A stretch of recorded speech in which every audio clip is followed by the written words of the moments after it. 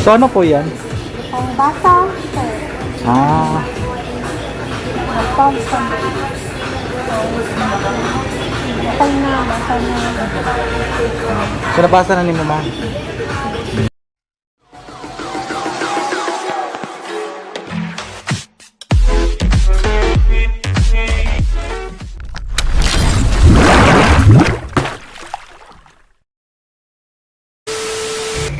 Hi guys, welcome ulit sa aking YouTube channel at Rex Munoz Vlog. So ngayon guys, nandito po kami sa sasakyan kasi natapos ko na po yung 14 days quarantine dito sa aming lugar. So pwede na, so ibig sabihin pwede nang lumabas. So ngayon, papunta kami ng downtown. Kasama ko si mama. So ngayon, malaki na talagang pagbabago after 2 years ko sa or simula ng pag-alis ko dito sa amin. So ibig sabihin guys, malaki talagang pagbabago. Noong una, before 2 years ago, kahit paglabas mo or pag gusto mo pumunta ng downtown, wala nang face shield, wala nang face mask. Pero ngayon, malaki pagbabago talaga guys dahil sa pandemic. So kailangan talaga magsuot ng face mask at face shield. Yeah. Finally, after 14 days na quarantine ko, natapos na rin. Tapos na at pwede nang lumabas. Pero kailangan pala sundin ang mga health protocols. Yeah. So dito. Yeah. So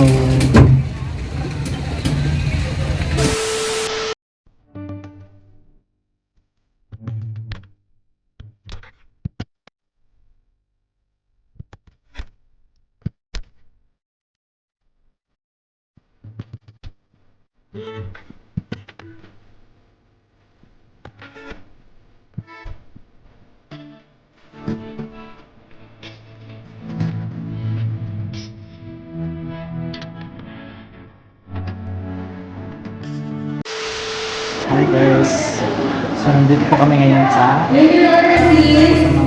mga inasal. Kain muna po kami, kasama ko po yung mama. Yung mama. Yan. So kain muna po kami dito. So wakas at nakapagala na rin.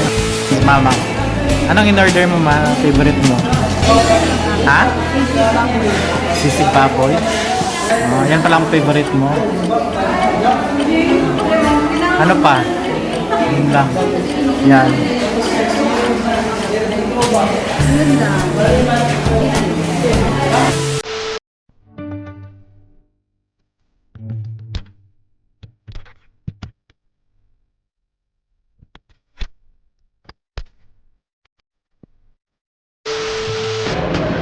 Hi guys, so nandito po kami ngayon sa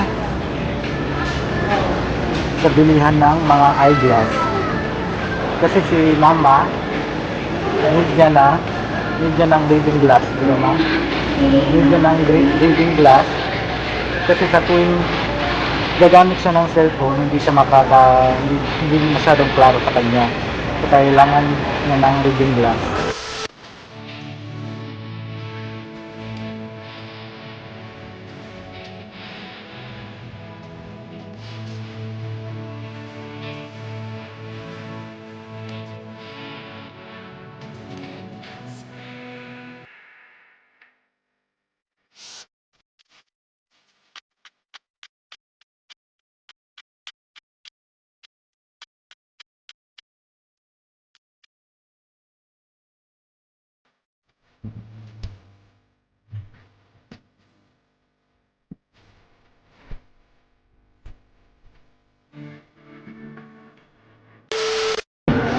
So yan na po, no? Yan na po, Doc, no? So yan na po with lens na po siya. Pang-reading lang siya, sir. Pang reading. So, gamitin lang niya pag magbasa. Okay. Pag lakad, tanggalin niya po. So yung lens niya, yan nasa baba. Ito, reading lang yan lahat. Tapos yung lens niya, Yung lens niya, gamitin mo pa yung demo lens niya. oh, nasaan ba yung lens niya? Ito pala yung reading lang. Reading. Yan na pala yan. Opo, yan na. Okay.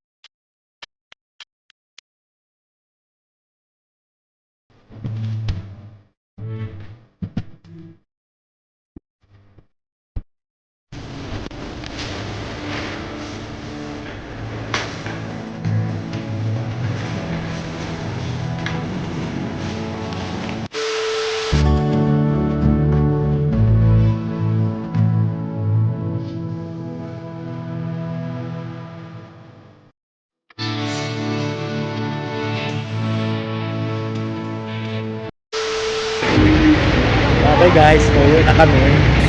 See you next time in my video vlog.